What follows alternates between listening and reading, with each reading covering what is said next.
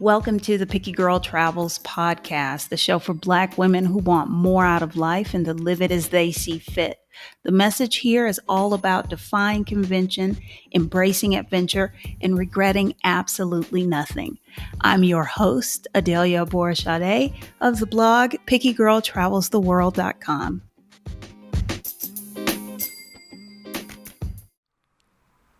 What does it mean to be successful to you?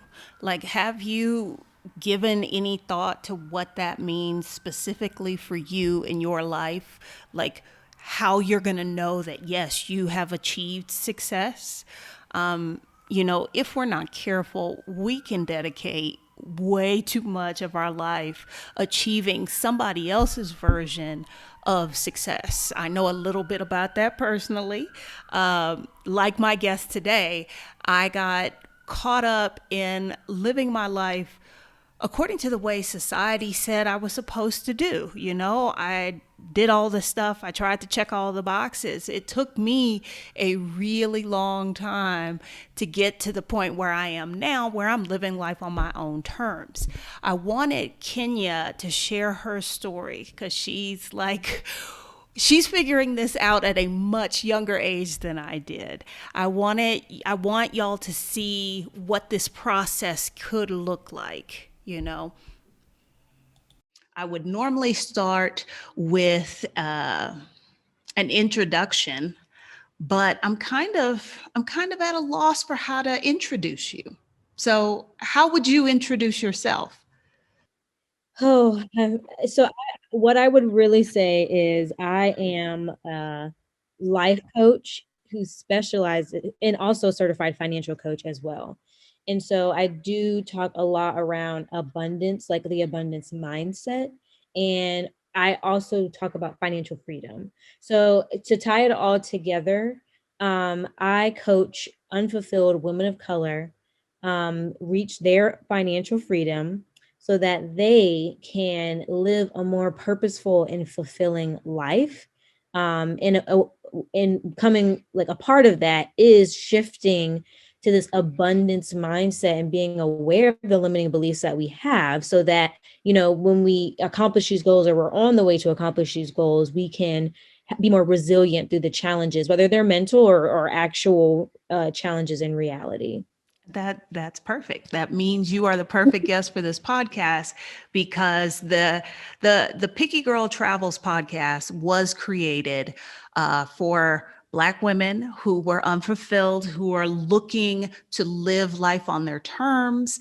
I've worked very hard to talk to women like you who are doing it, who have done it, or who can help women do it. So we're right on the same page here.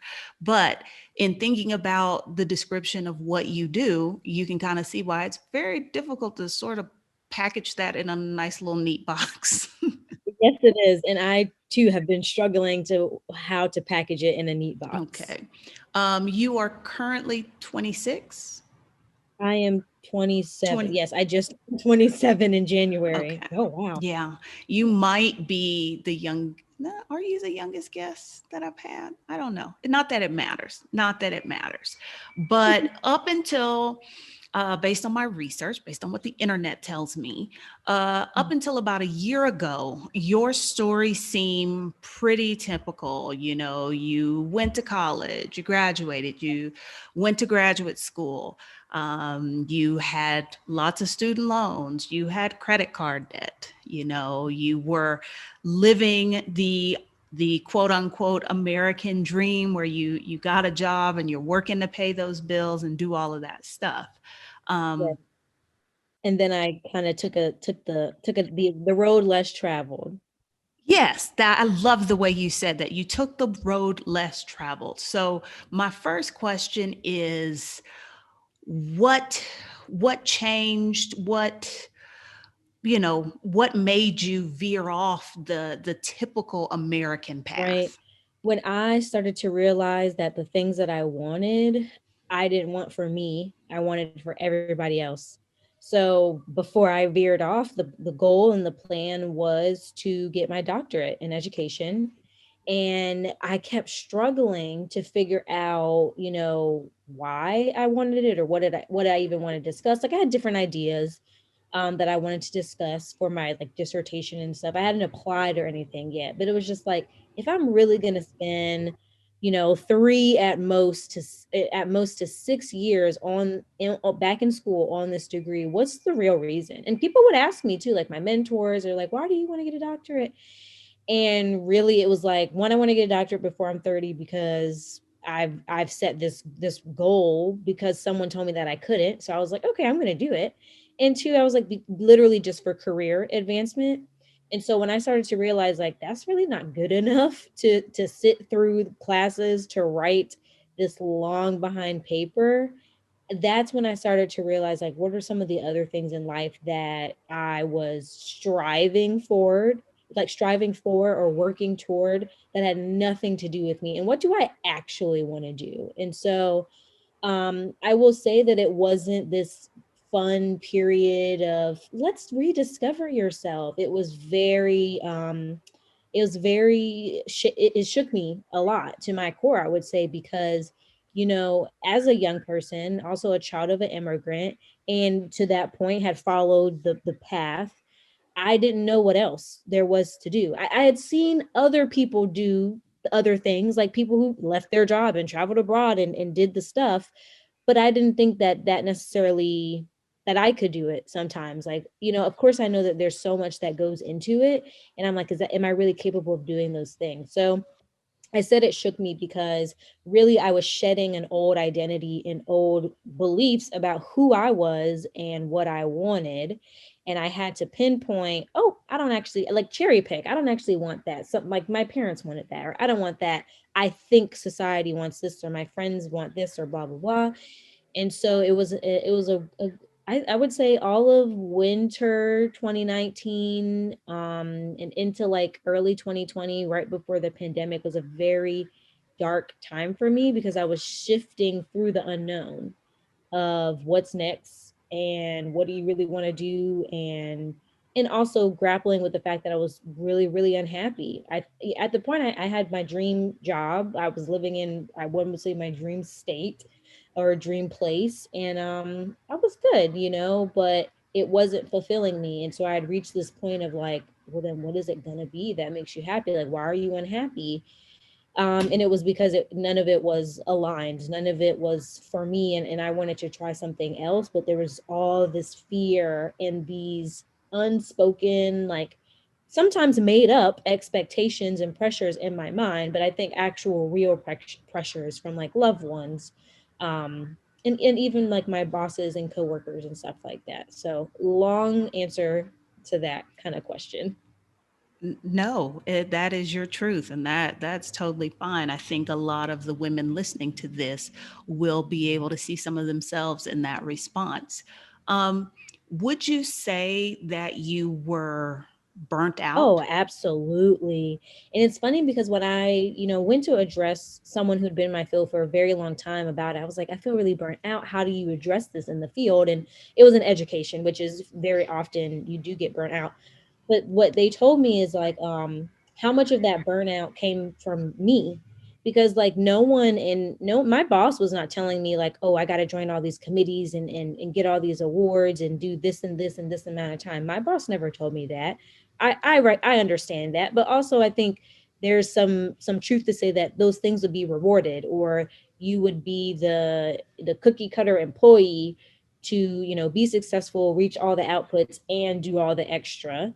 So I will say, I think it was both sides. I think I burnt myself out as well, coming from, a childhood in which education, like getting great grades was the standard in my household. And I was, it was easy for me to do that in K through 12. I didn't really have to study very often. I made great grades, graduated, I think I was like third in my high school class and stuff. And so I grew up with that kind of like that nurture, and that carried me through college and in my career, my early career. And it hit a point of like I had to shed it because it was not serving me. I was incredibly burnt out. I did not know what rest really was. I had to actually, I was at a point, I was what, 25, and having to have blackout days in my calendar because I was doing the most. Whether because people asked me and I said yes, or I added other things to my plate, or because the work just took so much time and energy. So I was absolutely burnt out, and I would say that I was underpaid and absolutely overworked. I think it's really important to talk about that because you, like you said, you were in your mid 20s and already burnt Yeah. out. Um, and I think that's something that doesn't get discussed enough. Um, and the other part of that is those expectations. Um, because I heard you say, like, oh, well, some of them were my expectations, but a lot of those expectations you put on yourself were derived from unspoken expectations that society has Yes. for Mhm. us. And so, how were you, well, were you able to overcome your burnout? Absolute well, hold on, let me I would say yes. I think so in my particular instance, I took a break, like a week off during spring break because the first 2 months of the year, the academic year, the semester were really stressful for me. They had my biggest program. So I took a break during spring break, which we normally don't do. And but then I never returned to work because stay-at-home orders were issued in, my county. And so I think that I overcame my burnout because I was able to spend a lot of time at home and really rest. And when I say rest, I mean just literally like sit around and not have to put on a mask, put on a face, make that small talk conversation, and really not have to show up any place, besides the Zoom calls, of course. And so with the stay-at-home orders, I had a lot of time, one, to, just reflect and process, but two, I was again working very hard. So at that point, I was building my business while also working my full-time job and, getting my certifications. And I ended up really working like 18-hour days, but I would say that didn't make me feel burnt out. And it was because I had the motivation and the fire within me. I'd already reached my breaking point of like, I am absolutely going to get out of debt so I can be financially free. And then I'm going to quit my job and I'm going to go travel so I can be like physically free. I'd already reached that point of I know what I need to do. So that fire was burning within me all throughout the day. And so I felt like I had a really good balance at that time of resting, relaxing, processing, and also doing the work to get where I need to go. I will say though, because right after I did leave my job, the business was already made and booming and moving. And so I really didn't give myself that much of a break. And then I moved to Tulum with the intention of like rest and relaxation. And then Tulum kind of blew up as well, in a good way. And so I got through the burnout, but like I didn't really stop. And so I think now, a year later, I am really focused on like, okay, Kenya, you've come really, really far. You can slow down a little bit, and again rest some more, because you don't want to I always tell people I left one rat race, I'm not trying to recreate another one, because who do I have to blame for that? It just myself at that point. So I would say I escaped it, and now it's just a matter of keeping myself from continuing that personally. Well, it's a hard habit to Mhm. break. I mean, if you think about everything in our lives have kind of put us on that path and told us that's where we need to be. So trying to break that conditioning and undo it, that takes work. And that I think your story in particular shows us that it doesn't happen instantly. It doesn't happen overnight. And it's okay if you have a relapse or what have you, because it's not going to be a one and done and I'm out. Absolutely not. It's a continual journey. Even, after you leave a 9 to 5, or if you after you leave the United States, or whatever change that you've created, when you're on the other side of this change, you've created this freedom for yourself from whatever was holding you back. It is just a continual, it's a continuation of the journey. It's just a to be continued. There is still more lessons, there are still more things to uncover. It's just in a different capacity now. And sometimes it can be a little bit easier for you to learn those lessons when you don't have whatever that past thing is that was holding you back, a part of the equation anymore. I think it was very interesting when you said that when you were building your business and you were still working your 9 to 5, you were working really long days, but you didn't feel the same burnout. You had a drive, and that's really about you were putting yourself in a place so that you could live life on your terms. Hmm.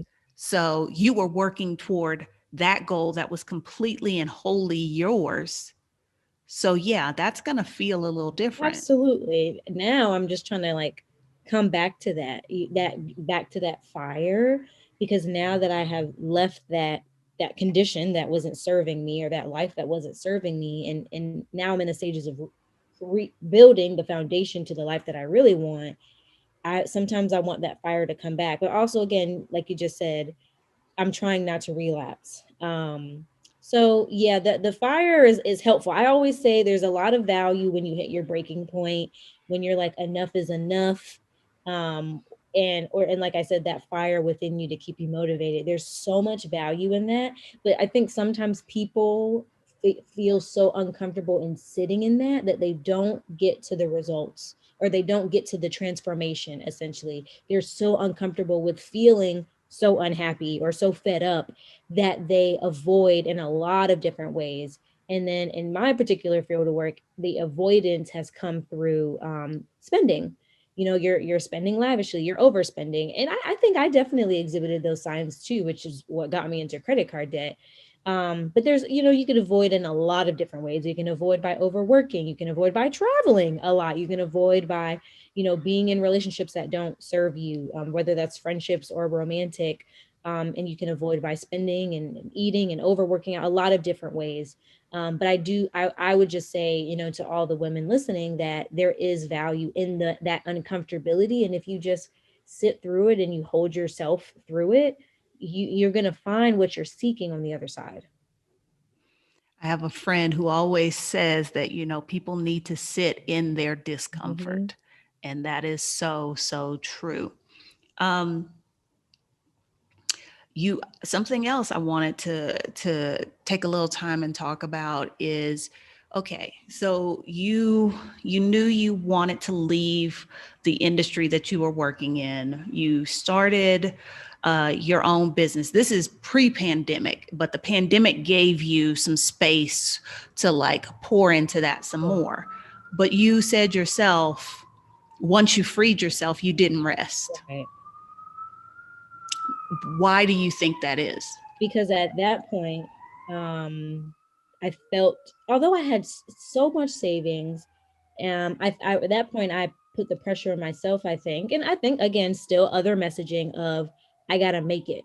Essentially, I'm this entrepreneur, I just started my business, I gotta support myself, I gotta reach a 6-figure profitable business and get all the clients and raise my prices. And so it was just go, go, go. And with this hope of, okay, well, once I make it, or like once I hit the 6 figures, or once I get these clients, or once my prices are this, then I can finally rest. I can afford to rest even deeper. And really, it's absolutely the other way around. Once you rest, you can pour into yourself a little bit more to kind of have that, I guess I would say, I call it a growth spurt, to have that growth spurt, whether that's personally, whether that is financially, or within a business, or a new career. Someone has just transitioned into a new career.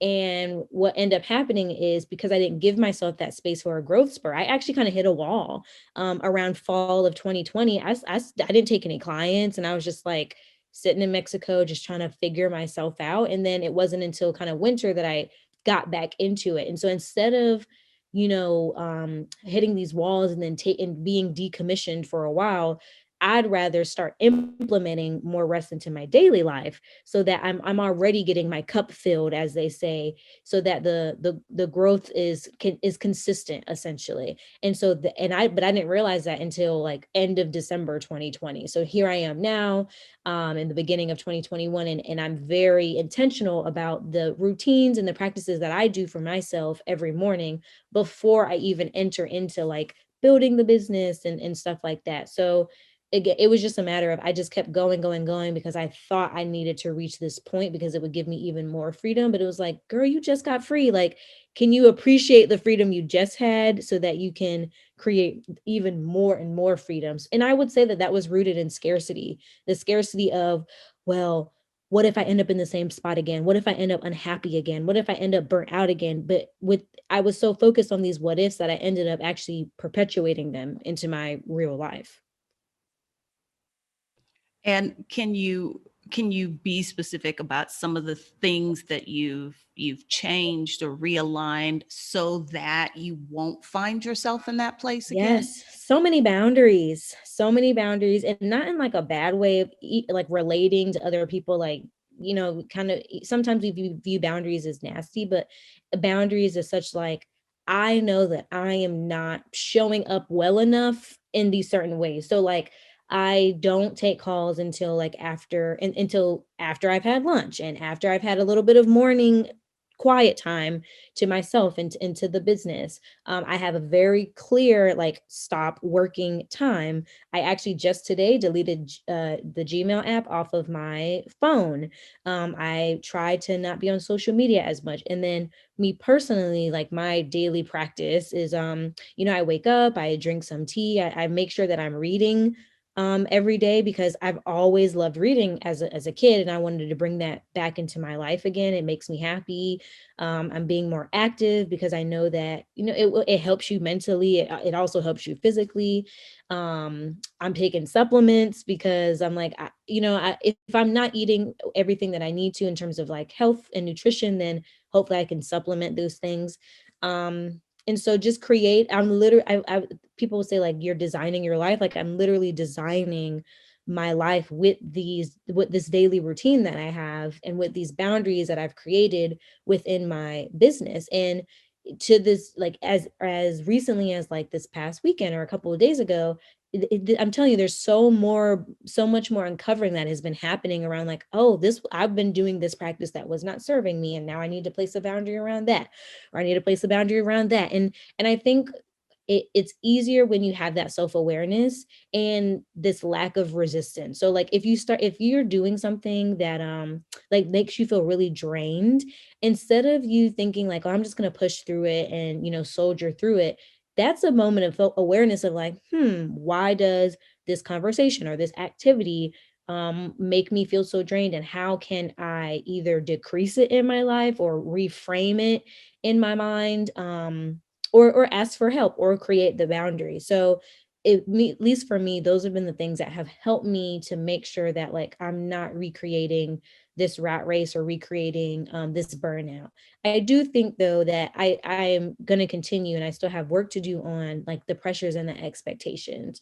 Being a coach, working with my own couple of coaches, um, and CEO Twitter, entrepreneurship Twitter, LLC Twitter, whatever, there is this kind of like storyline. It's a whole nother storyline. We just left one 9 to 5 storyline to enter into another. And the storyline is, you got to be successful. You got to hit 6 figures. You got to do this. You got to do that. You got to have staff, yada, yada, yada. And I'm like, and right now I'm feeling that of like, I don't know if that's really what my motivation is right now. And grappling with, um, well, of course I want that success, but I think I'm going to take my own sweet time and unique way to get to that point. Well, I think we have to remember that success is going to look different for everyone. And it's okay if success for you is very different than what it looks like for them folks on LLC Twitter. The other thing that I'm hearing is that this is a process. This is not necessarily something you get there and I've reached the finish line and now I am done. Absolutely. And for a long time, I did think that was the case. Like I thought that, one day you just wake up and you get this certificate of like, you did it, you've aced life. I talk about my upbringing and kind of being, very focused on my studies, because that has resonated, or that has gone into so many other parts of my life, including where I am right now, where it's like, I'm just striving to get this A plus, to know that I have done it, I have perfected it, and there's no room for error. But this perfectionism, as I know this, but in practice it takes time, is really just an armor to avoid hurt and fear and failure in quotation marks. And so when you do take that time to like redefine success, but actually implementing that redefinition of success is hard, and it is that journey, and no one ever is going to, I mean, someone might, but no one ever is going to just tell you, okay, Kenya, you did it, you can just chill out and for the rest of your life. And we want that, and we think that's what retirement is going to give us, but then we end up still being unfulfilled. And even if someone were to say that, like, I don't know, a professor, a mentor, whoever, it doesn't mean much, because it is not coming from me, Kenya. It's not coming from inside. So I think you bring up a good point. I need to sit down with myself and be like, Kenya, you made it. There's more to learn, but like, you know what you need to know. You have the wisdom inside you, you have the tools inside you. Just keep going and keep exploring and picking up these lessons and these experiences in life. And maybe I do have to just tell myself, like, Kenya, you did it, so then I can like relax a little bit more. But yes, there's no end goal. It is absolutely a marathon, not a sprint. And I know that is so cliche, but it is so, so, so true. And again, we've got to extend ourselves some grace on that. Um, Now, you mentioned, going to school, and you also mentioned that you had credit card debt. And I wanted to talk about that for a little bit.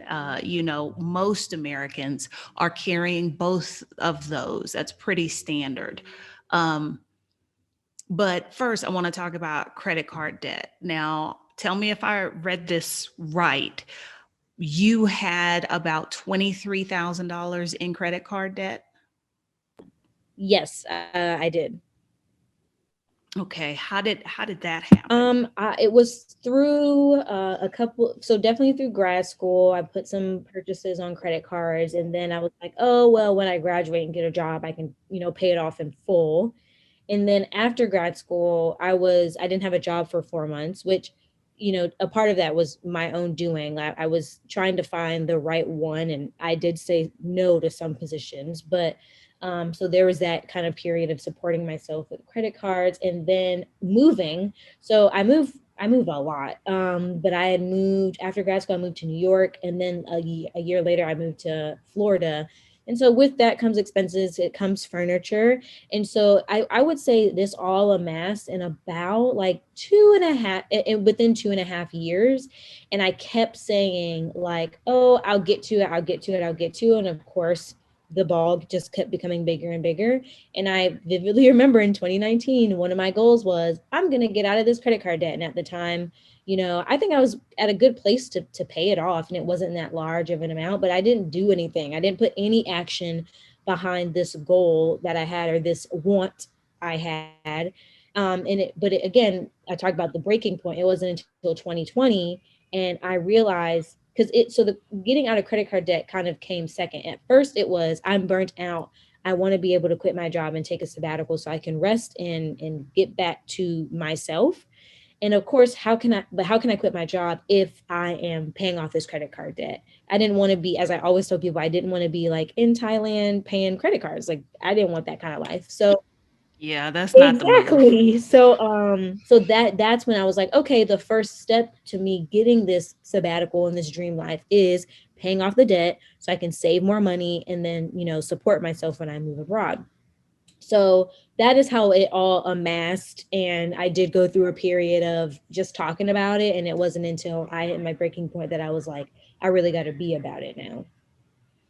That desire is what kind of pushed you to aggressively pay down that debt. Now, I know there are some people listening to this wondering, how did you do that?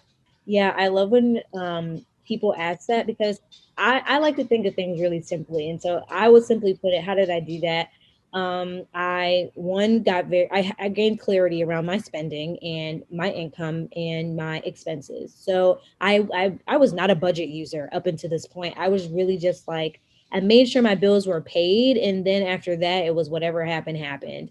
Um so I had to sit myself down and be like, well, how am I spending? What am I spending it on, etc. And then I looked at all the expenses that I had and I said, well, where can I cut things, or how can I reduce some of my spending? And so obviously I reduced my spending money, like I was spending on non-essentials. I would say I made sacrifices for sure. So that meant stop eating out as much. I was definitely bringing my lunch to work. All of my my tax refund went to a credit card, and then at that time the first stimulus bill or check came that went all towards credit card debt. Any extra money I was saving out in that was not allocated towards just the other essentials all went to the credit card debt. And also I got a roommate. So when I, talk about like sacrifice, some people, and I was willing to get a second job if I had to, and if the pandemic did not become a thing.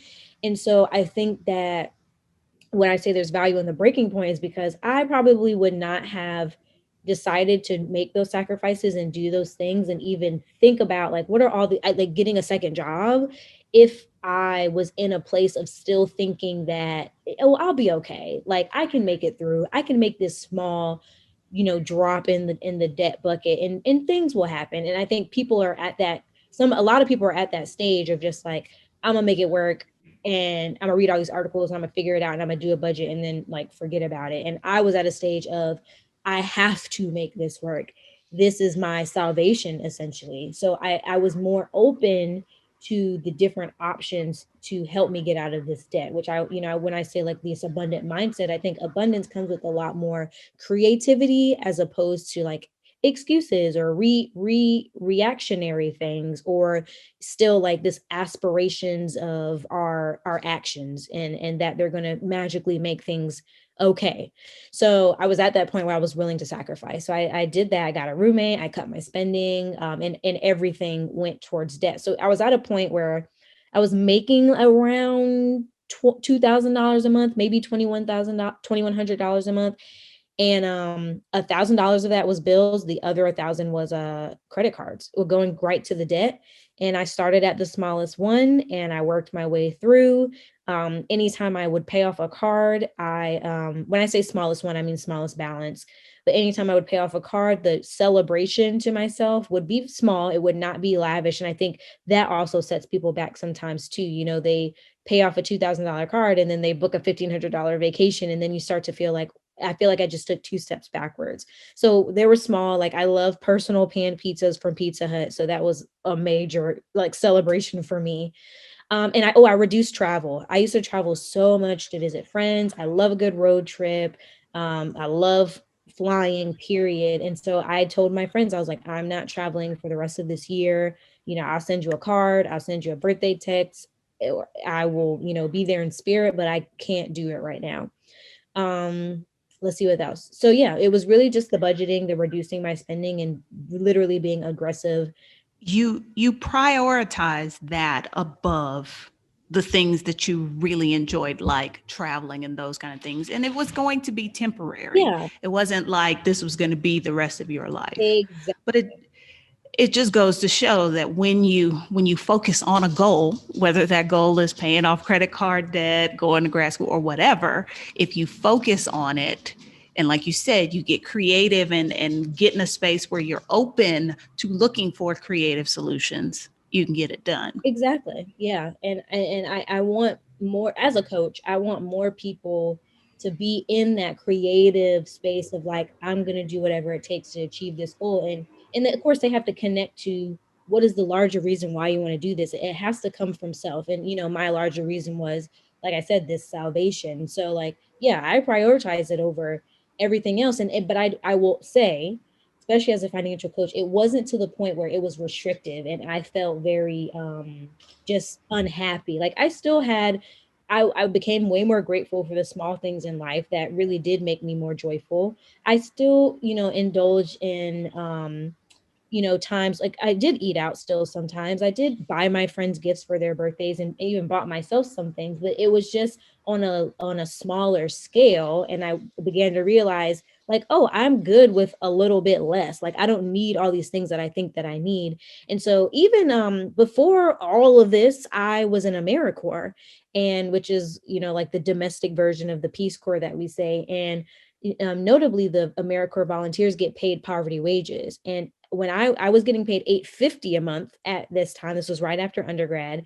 And I saved so much money. I was traveling, I wasn't spending as much. And I even like paid out of pocket for a surgery that I had. So I knew that it's not necessarily about how much money you have, it's about how you use it. And so it was easy for me to prioritize and also still not feel like, oh my God, I hate my life because I can't spend any money. It was just different. You were able to realize the goal, the dream of being able to live outside the US. You mentioned you lived in Tulum. Um, and I know that there are a lot of women who want to do that as well, but they have student loans and they don't think that it is possible to move abroad while they have student loans. Yeah, this is a common fear, and I'm going to speak from the context of federal student loans. It is absolutely, I still have student loans. It is absolutely possible for you to move abroad and have student loans, because there are so many like resources or just ways to go around repayment that help you. In my case, I love to advocate for a good income-based repayment plan, because usually what happens is when people move abroad, they are bringing in, well, this is, I'm thinking about this pre-pandemic, pre-remote working, but they're bringing in less money because they don't, either they're working abroad and they're not getting paid a lot of money, or they realize I don't need a lot of money to survive abroad and still have a good life, not just survive but thrive. And so when you're on an income-based repayment plan, this is based upon your tax return with the IRS from the previous year. So if it shows that you're not making a lot of money, then you're going to have a low student loan payment. And I'm like, I really don't understand the fear sometimes, because it's like, because at the end of the day, your student loans are going to be with you until you pay them off or until you die. And so I feel that people, especially women, should go off and live their life, but make the student loans manageable for their life. And I do believe that moving abroad, you can still have student loans and pay those off if you're not making a lot of money. Now, say you are making a lot of money, because you work remotely for a company, you make six figures, they let you work remotely. Now it comes into a place of, are your finances in order, is your budgeting and your spending in order, so that you are making sure that you are able to pay the minimum and that be that. Or if you would like to pay it all off right now, because again, you're living better for less abroad. You don't need to spend as much money on living expenses like we do in the United States, on a car and car insurance and rent and utilities and internet and health insurance, and oh my God, the list is endless in the United States. Abroad, you're not spending that much money just on living. So you're able to save so much money, so much more money that can be spent paying off your minimum or paying off the total balance. And again, like I said, the student loans are going to be there whether you are in the United States or not. So go live your life. Okay, so if somebody is contemplating, going back to school and they're thinking about taking out loans, would you advise against that, Oh, that is, knowing what you know now? if I would advise someone else. This Yes. is such a good question. Oh gosh, knowing what I know now. Okay, knowing what I know now, I believe that if you really want this degree for whatever, for the reasons that will make you happy, sure, take out the loan, because I believe someone who worked in college education, college is already outlandish in terms of price. And if you cannot afford to pay for it yourself, whether in total or even a little bit, go off, take the loan out, because when you leave, there are options. You can pay, again, you can get on an income-based repayment plan, you can try and forbear, defer, whatever. For federal student loans. Private student loans, they're going to make you pay regardless. So I can't tell everybody what to do with their lives, but if you really want this degree, like a friend of mine is going back, she's getting her doctorate in nursing. I'm so happy for her. I'm sure she's going to have to take some loans out for that, but I'm not judging her or telling her like, no, don't do that. Go ahead and do that. And because I know that she really wants this and this is her career, this is her dream, her passion.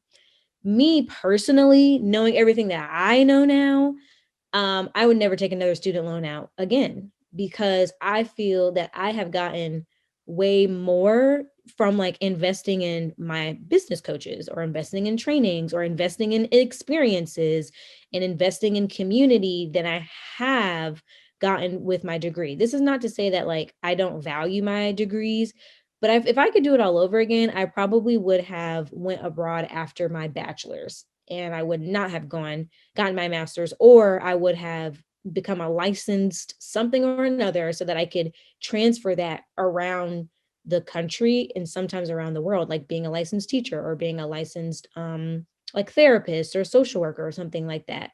So I never want to take another, and I will never take another student loan out unless for some reason I'm like, okay, this is really tied to my mission and my purpose and my passion right now. So then I'm like, okay, do what you need to do to get where you want to go. I love that very much. So, okay. If somebody is listening to this and they're like, you know what? I like her. I like her story. I like what she's about. I want to follow her journey. Where should they do that? Oh yeah. They should absolutely follow me on Instagram at Kenya, Kenya period, Imani, Imani. So follow me on Instagram and also view my stories because that's where you're gonna get kind of like the more unfiltered, authentic version of me. Not to say that my posts are inauthentic, but like, I'm talking. I think unfiltered is the word you Yeah. want. Okay. Yeah. Unfiltered. Yes. Unfiltered me. Um, yeah, that is the absolute best place to follow my journey and to be in conversation with me because I'm all about, learning from other people and their journeys and their experiences too. Asking advice, asking suggestions, all of those things. I welcome it all. Thank you so much for sharing your experience and your journey. I am more than 1,000% confident that some woman listening to this it's going to make a difference in her life. Yeah, I absolutely hope so. And I think there's always value in someone's story. So thank you so much for this opportunity. And if not, it's not everybody may listen and find relevance, but I know at least one person will.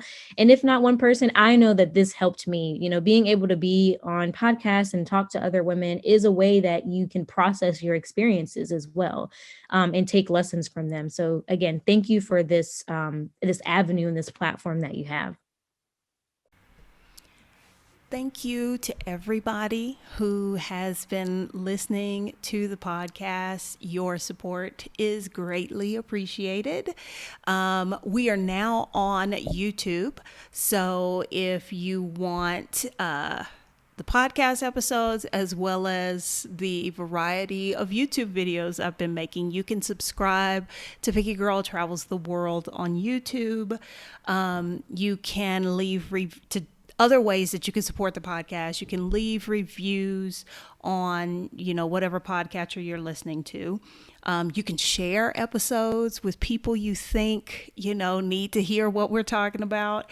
But if you've got a little extra change in your pocket and you want to help out financially, you can either become a patron on Anchor, and there is a link in the description and in the show notes, or I just added, buy me, you've heard of buy me a coffee. I don't like coffee. So buy me a hot chocolate.